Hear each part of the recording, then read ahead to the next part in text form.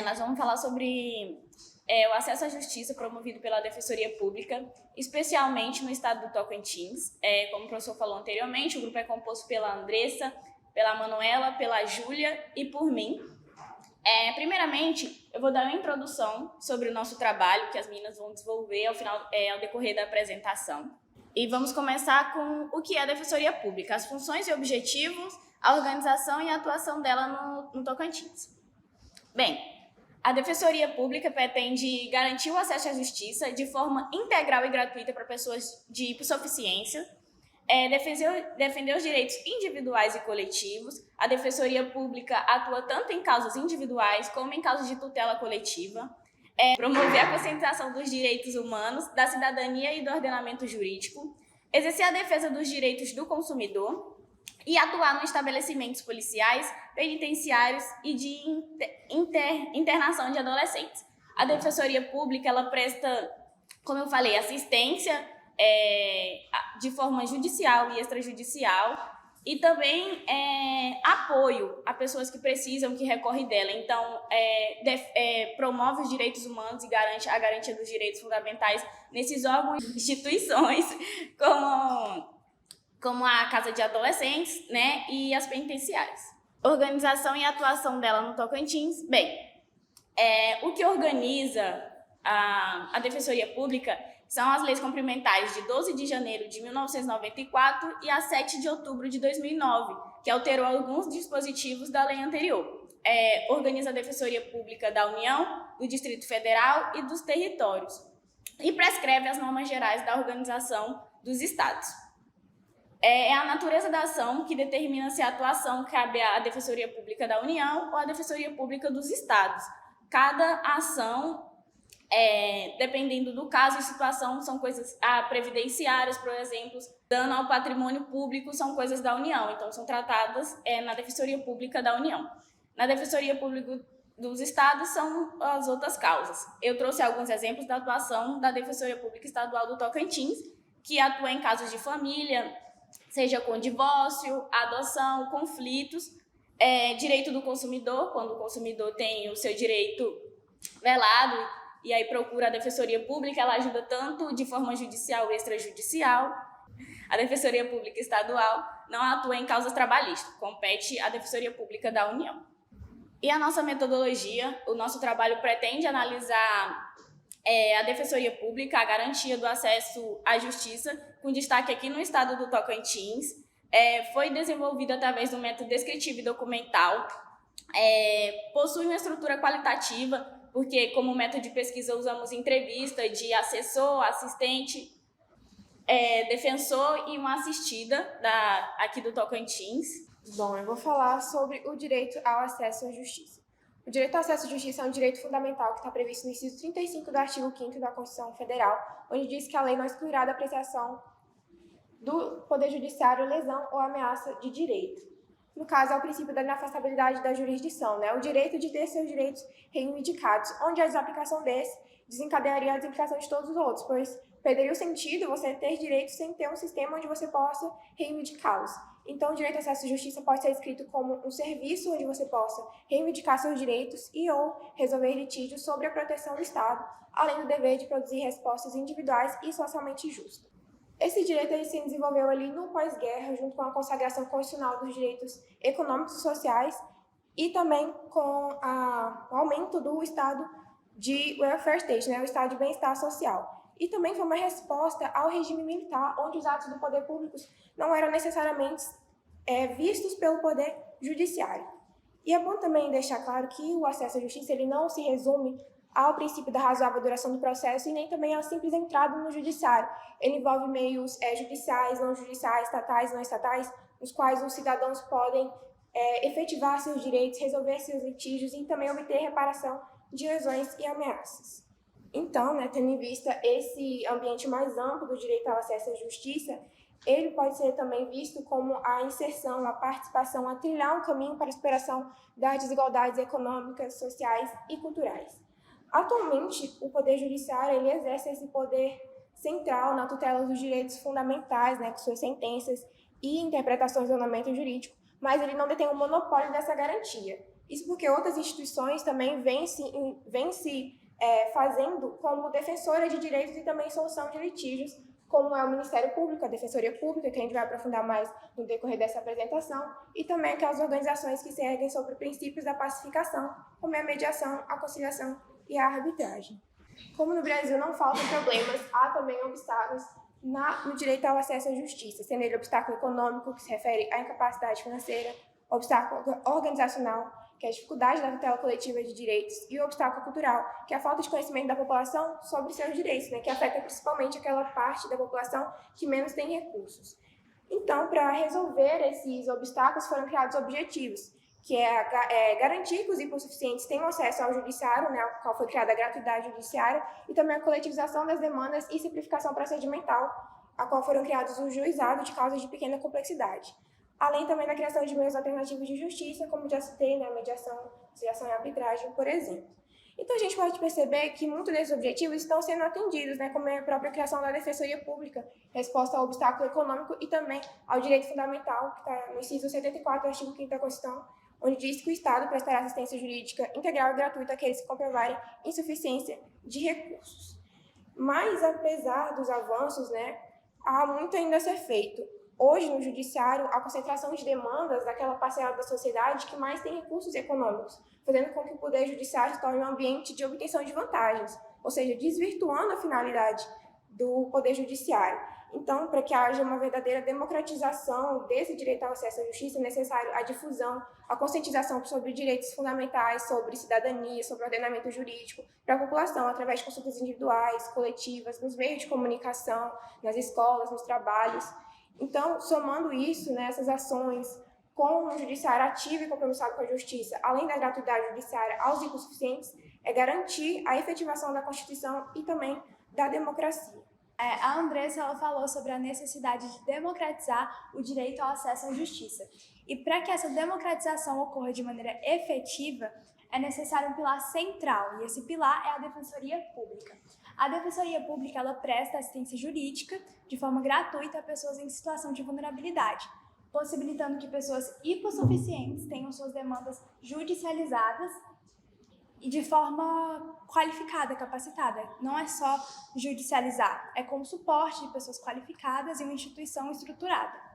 E bem, muitas vezes a Defensoria Pública ela atua como mediadora entre o cidadão e o Estado, fazendo com que uma das suas formas de atuação seja através de soluções extrajudiciais para os conflitos. Voltando na questão estrutural, é muito importante tocar nesse assunto, porque a Defensoria Pública, para que ela possa prestar o seu papel de forma integral e de forma efetiva, é necessário que a instituição esteja devidamente estruturada. E, nesse sentido, existe a Emenda Constitucional 80, de 2014, também conhecida como PEC das Comarcas, e ela estabelece um prazo de 8 anos para que todas as comarcas do país tenham defensores públicos capacitados. Como isso foi em 2014, o prazo de 8 anos encerraria em 2022, e isso ainda não é uma realidade, o que acaba também por afetar na qualidade do serviço prestado. Bem, a Defensoria Pública do Estado, como é possível perceber, ela tem um papel muito importante na questão de mediação de conflitos. E desde os primeiros atendimentos existe essa preocupação em evitar litígios desgastantes para as partes. Isso é possível perceber na Defensoria Pública do Estado de Tocantins, a eficácia dessa pacificação no sentido de que 80% dos casos chegam a acordo. E ainda falando da Defensoria Pública do Estado de Tocantins, somente no ano de 2022 foram realizados 203.846 atendimentos. E esse número só é possível porque a Defensoria Pública ela atua de forma ativa em 42 comarcas do Estado. É importante falar também sobre a presença de núcleos especializados em mediação e conflito dentro da Defensoria Pública. Um exemplo é a Numecom. Ela é responsável por toda a sistematização das políticas de mediação e conflitos no âmbito da Defensoria Pública do Estado do Tocantins. E só esse núcleo por si só fez 20.328 atendimentos no ano de 2022. Bem, além dessa forma de atuação tradicional da Defensoria Pública, nós podemos citar também ações que são prestadas por essa instituição. 2 exemplos são o Mutirão para Reconhecimento de Paternidade e a Defensoria Itinerante. O mutirão para reconhecimento de paternidade ele consiste em atendimentos de assistência jurídica em que é feita a investigação e o reconhecimento de paternidade, além da disponibilização de exames de DNA de forma gratuita. Já a Defensoria Itinerante, ela tem como objetivo levar atendimento jurídico para lugares de difícil acesso, lugares onde não tem uma sede da Defensoria como a gente tem aqui em Palmas. Então, essas pessoas, às vezes, por não poderem se deslocar de um lugar distante até uma sede, a Defensoria leva essa assistência jurídica até esses lugares. Aqui tem um exemplo de quando a DPE levou atendimento jurídico para indígenas na Ilha do Bananal. E aqui é ocorrendo o atendimento. Na Defensoria Itinerante também é disponibilizado exames de DNA de paternidade, porém, eles não são de forma gratuita quando feitos na Defensoria Itinerante. Eles são por um preço mais acessível, mas não de forma gratuita. Para finalizar minha fala, eu quis trazer aqui uma ação defensorial, e essa ação ela foi ajuizada pela Defensoria Pública, uma ação de obrigação de fazer, em que o Estado foi determinado a fornecer medicações oncológicas a um assistido da Defensoria Pública lá de Pedro Afonso. Bom dia, eu me chamo Júlia Cardoso e fiquei responsável juntamente com a Tamires pela parte que diz respeito às entrevistas e à finalização do nosso trabalho. Quanto às entrevistas, eu entrevistei 4 pessoas, dentre elas uma defensora pública, um assessor e uma assistida da Defensoria Pública Estadual situada em Miracema do Norte e uma analista judiciária da DPE de Palmas. Em relação à conversa com a assistida, ela se mostrou bastante satisfeita com o atendimento que ela recebeu na Defensoria, porque ela levou a demanda dela numa segunda-feira, uma demanda de cunho estudantil, e na terça ela já obteve resposta e a demanda dela já foi solucionada. Mas, quando foi perguntada se em caso de uma nova demanda judicial ela procuraria a Defensoria como primeira opção, houve uma certa hesitação. Essa insegurança, segundo ela, se deve ao tempo e à burocracia entremeados na Defensoria. Mesmo assim, ela reconheceu a importância do órgão para as pessoas hipossuficientes que não têm condição de arcar com os custos de uma advocacia privada em caso de um litígio. Sobre isso, a analista jurídica Ana Cláudia tocou bastante no ponto da elevada demanda na sua entrevista. A demanda da Defensoria só cresce. Por quê? Porque o hipossuficiente cresce cada vez mais. No nosso país, a situação é muito difícil, né? Muito desemprego, a questão da vulnerabilidade é alta, então a nossa demanda só aumenta, ela não diminui. A nossa sobrecarga é altíssima, assim como os defensores também. Os servidores da Defensoria trabalham muito, porque a demanda cresce demais. E isso, claro que impacta no trabalho da Defensoria, porque a gente queria atender mais. A gente queria ter um resultado mais rápido, mas é humanamente impossível pela carga que a gente recebe. E a defensora Franciana de Fátima afirma que a Defensoria tem buscado meios alternativos para resolver esses problemas. E aí nós estamos falando em custos financeiros, e há outros custos que a gente deve considerar também, né? Como, por exemplo, a demora do processo, né? Daí porque a gente tem priorizado e fomentado uma cultura de solução extrajudicial dos conflitos, porque é uma forma mais célere de resolver, em que as partes sentam, conversam, dialogam e tomam uma decisão conjunta para aquele problema que está afligindo. Então, o custo da justiça é alto. A defensora também reclama da desvalorização da Defensoria, tanto pelo governo quanto pela população.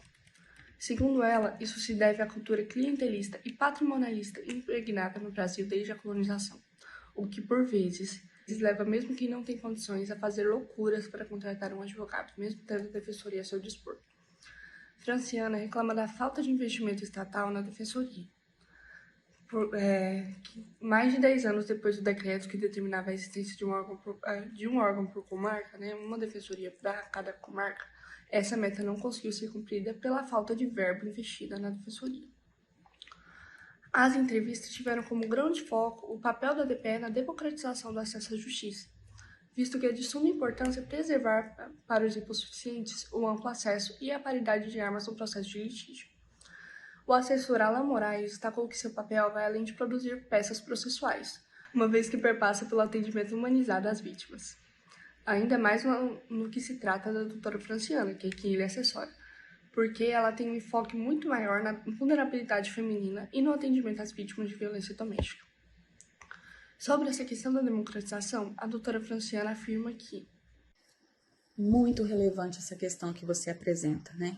Eu entendo que o papel da Defensoria Pública para a democratização do acesso à justiça é fundamental. E para discutir esse ponto, essa questão, a gente precisa considerar alguns pontos. O primeiro, temos uma justiça, nível de Brasil, cara. É cara para se ter o acesso, na medida que você precisa pagar custos processuais, taxas e emolumentos, e na maioria dos estados esse custo é elevadíssimo, tá? No Tocantins, inclusive, é um custo caro. E além disso, você ainda tem que patrocinar, né, um profissional, né, um causídico, um advogado, com honorários. Dentro desse processo de democratização do acesso à justiça, a Defensoria Pública é muito mais do que uma atuação processual e judicial. Porque nós temos condições de extrapolar para além dos processos penais, administrativos, processo civil e direito de família. Nós temos um dever, né, e uma atribuição e um objetivo institucional de promover conciliação, de fazer uma atuação extrajudicial, de promover educação em direitos humanos, de promover educação para a emancipação. Então, a Defensoria Pública tem um papel de atuar no tecido social para a maior emancipação da população. Bom, foi isso, gente. Muito obrigada pela atenção de vocês. E agora eu passo a palavra a Tamires, que vai fazer a conclusão do nosso trabalho. Bom, na verdade, sou eu que vou fazer as considerações finais.